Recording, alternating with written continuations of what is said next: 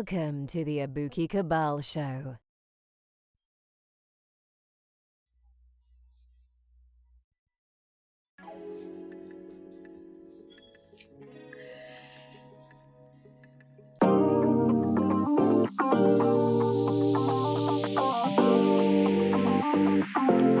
What's happening, everybody? Welcome to the show. I'd like to thank everybody for supporting the channel, helping me move along, getting bigger and bigger, trying to do the best I can to make good content on things that I like, things that I think you might like. And along the way, trying to support, some content that I like, Like Mr. JR's channel. I've been having a ball with this, almost as much as Kevin Samuel's show.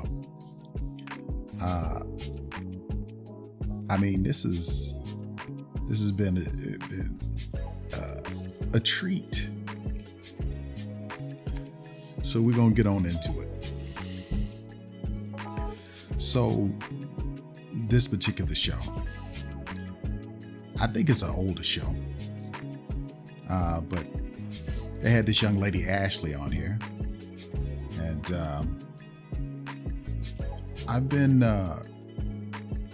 think I tried to tell you guys about Ashley a little while back.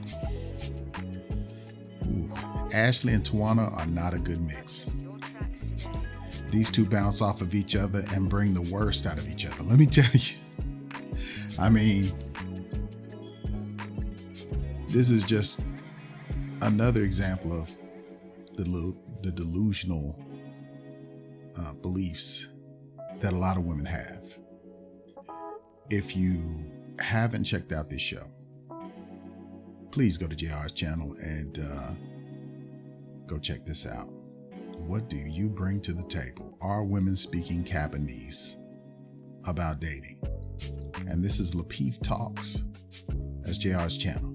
You guys go out and check it out. I'll put a link in the description so you can go get his, check out his content. So,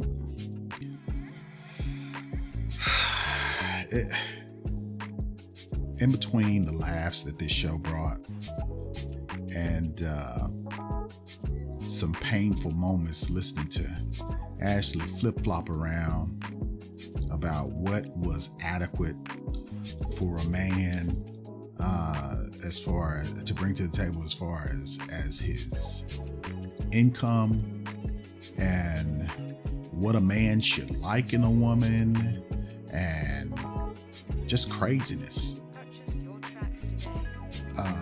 To Tawana talking about her early relationship and talking about how she essentially was with her first husband for, I think it was 8 years.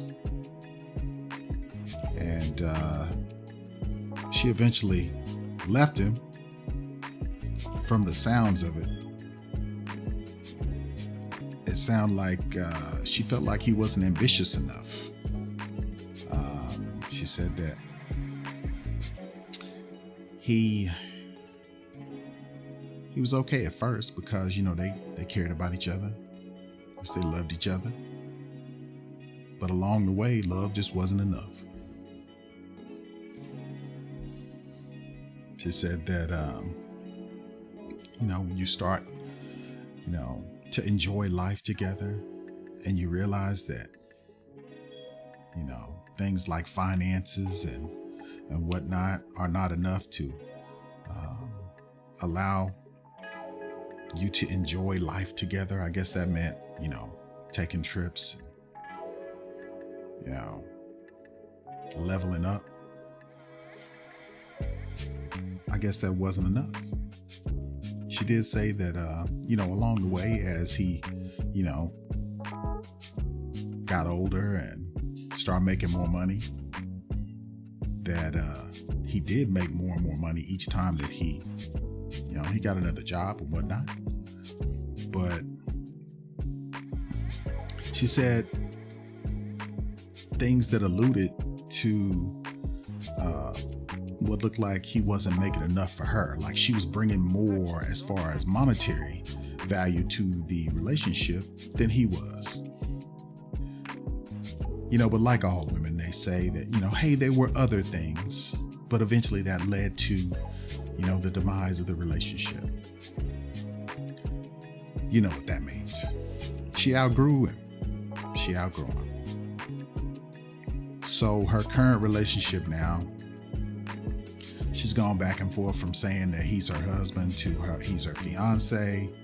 I don't know. I guess we'll eventually get to the point where we know, you know, who this guy is, and, you know. But, you know, hey, I digress.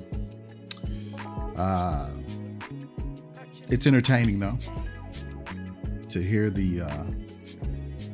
you know, the defense of this fantasy lifestyle that they seem to have about what's adequate and what's not.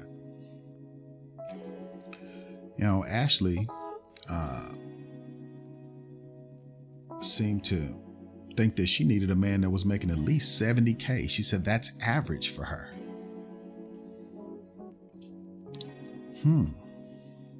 So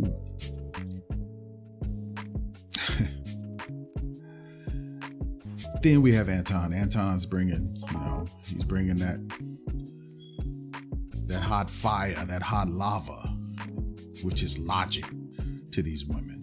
You know, it's burning them. It's like sunlight to a vampire. And, you know, he brings out the stats. And he tells them that basically, you know, 41K is median, and, you know, 70K is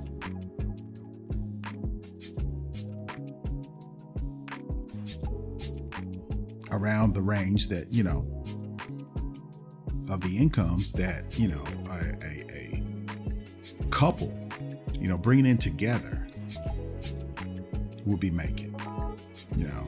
But this wasn't enough for these ladies, you know. So Tawana and Ashley begin to haggle over, you know, what's the average income for Black families, you know. But either way, it's 41K to 70K. And that's together, okay? But Ashley seems to think that the man alone has to bring at least 70K, or she won't be able to have just the, you know, the necessities, you know, that a woman should have. Meanwhile, I don't know. You guys take a look at Ashley's picture. You know, I don't know. I mean, I would need like a full body, you know, along with, you know, the face shot.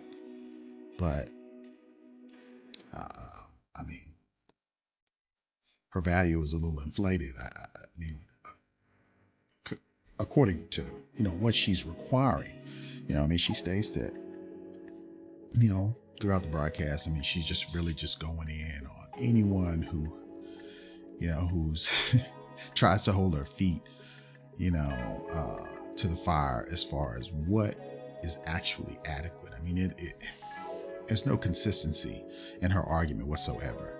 I mean, it's all about feelings. I feel like I need. That makes no sense. You either need it or you don't. How you feel is irrelevant. So I got to give my boy B Nix props on this one. I saw JR up there squirming, trying to be still, because, you know, I know he probably couldn't stand to hear all this either, because, I mean, it's just unrealistic. You know, and for the first time, I think, not the first time, I mean, I think this has been more than once that I've seen, you know, the three men on the channel really squirming behind the things that the women were saying on the panel, you know. But, you know, back to Ashley. I mean, Ashley's beat, I gotta say. I mean, 5 would be very generous for her. You know, if she has a body, maybe, you know, that will bump her up a little bit, but then she'll be bumped back down by her attitude, you know. I don't know. You guys let me know down in the comments. I mean, maybe I'm being a little bit too hard on her, but I just don't. I don't think so. So Ashley skips all around the topic, which is, what do you bring to the table? And eventually we get around to that. Ashley says she brings insight, character, skills. Wow. She knows how to raise a child. Self-respect. She says sexual purity. She knows how to love a man. You know, last time I checked, none of this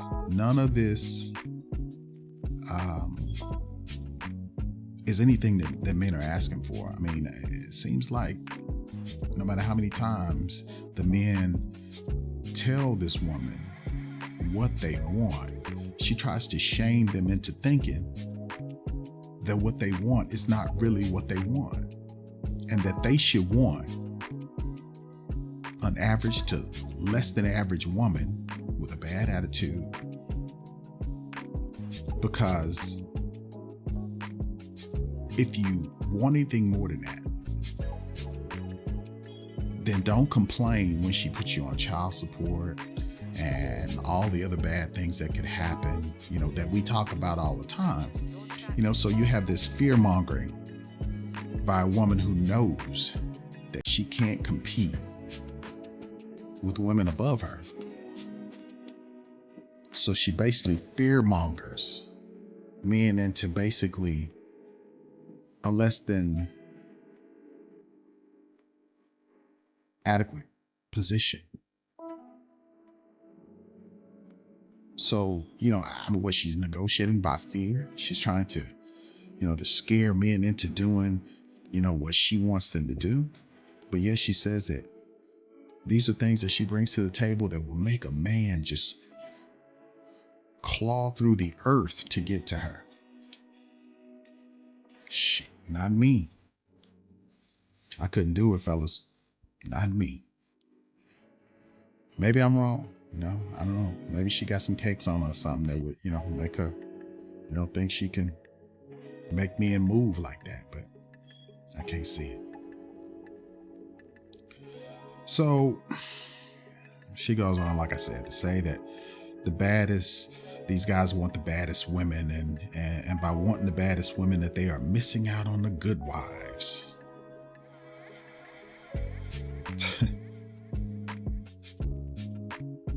Again, trying to trick you into wanting less. Don't do it, gentlemen. Don't do it. So,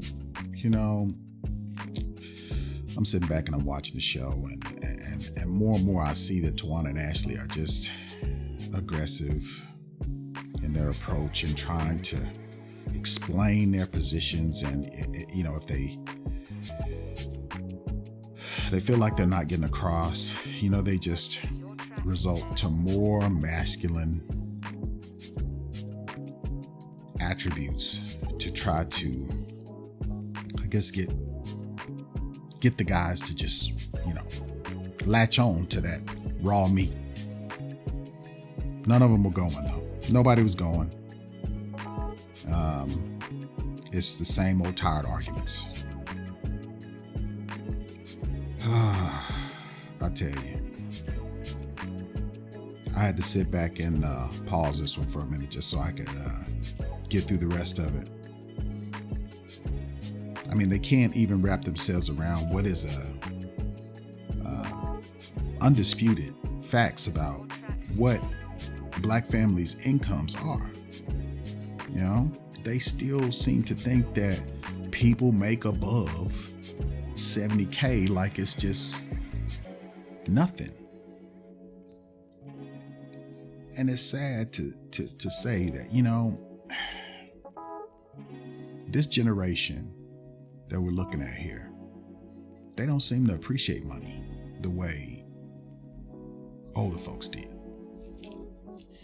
I mean, we went from having not so much and getting by to now,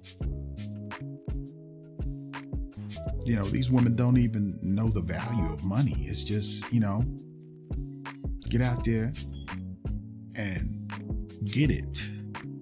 They don't understand that in order for you to make this, hell, to make 40K to 70K on your own, you are grinding. When you're getting up to 80, 90, you're really grinding. You may not be at home that much. So then you move to a position where you have a woman at home with a whole lot of free time. So what's she gonna do with that free time? She's gonna be wondering what you're doing. And then when she gets tired of thinking about what you're doing, she's gonna be trying to get with the tennis pro, the golf champ, the guy that's in the gym training her. She's gonna be trying to put some miles on your cooch. But see, she didn't think about that when she was trying to get you to marry her.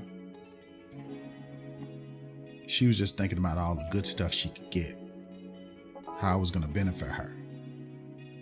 Not once did I hear about these women talking about what they're doing or what they're going to do, what they're going to contribute to the relationship and the marriage. But they sure do know what you're going to do. Because what they're going to do is they're going to harness you up to the front of that chariot, just like horses. And they're going to run you until you die. So then you have to understand that there has to be a return on your investment. You're investing in this woman. These type of women right here, they're trying to sell you a package that says that they're better. They don't want to compete, but they're better than everything else out there that you're looking at that looks better, acts better, wears the clothes you like, the lingerie you like, the jeans you like, the shoes you like, all the things that make you like looking at her. Like you would rather have that face, Ashley's face, over all of the things that you know in your heart that you want in a woman.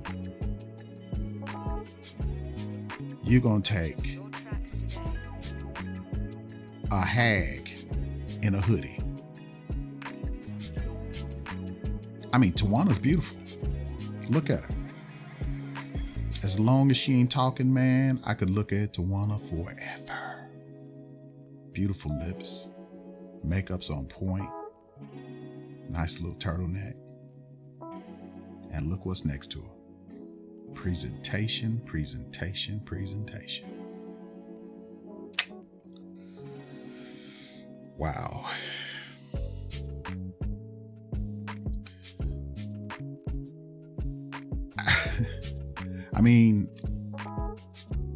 The more this lady comes on the show, the worse it is.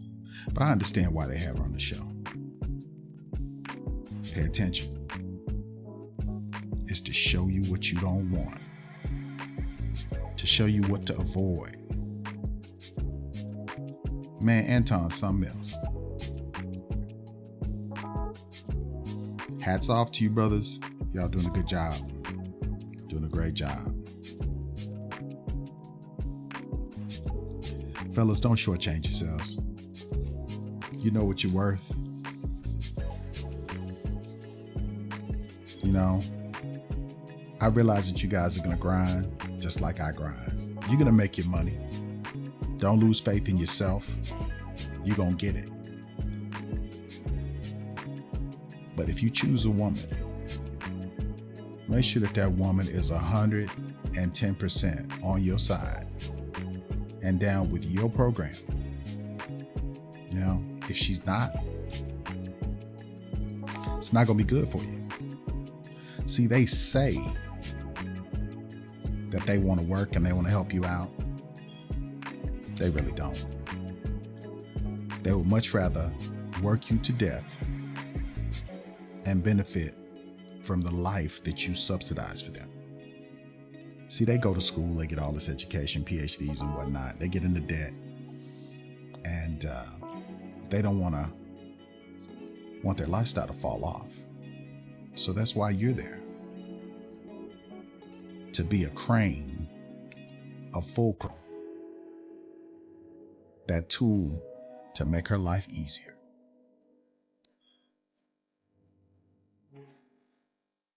It's not a good trade, gentlemen. It's not a good trade. Don't be convinced by a fat butt, sexiness, and the usual things that they use to trick you into going the way that you don't want to go. Be smart, you know, map it out and use the same system on every single one of them to make sure that you get the information that you need to make a good decision. It's negotiating skills. Purchase your tracks today.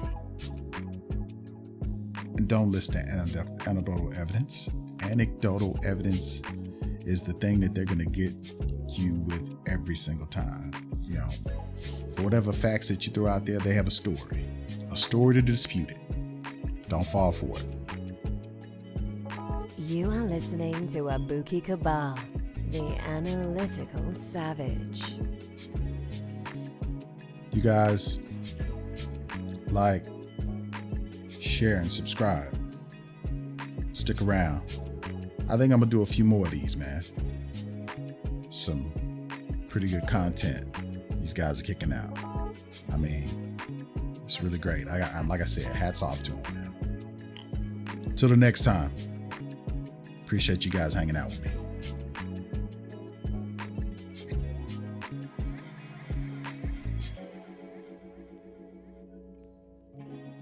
I feel like a motherless child, a long way from home.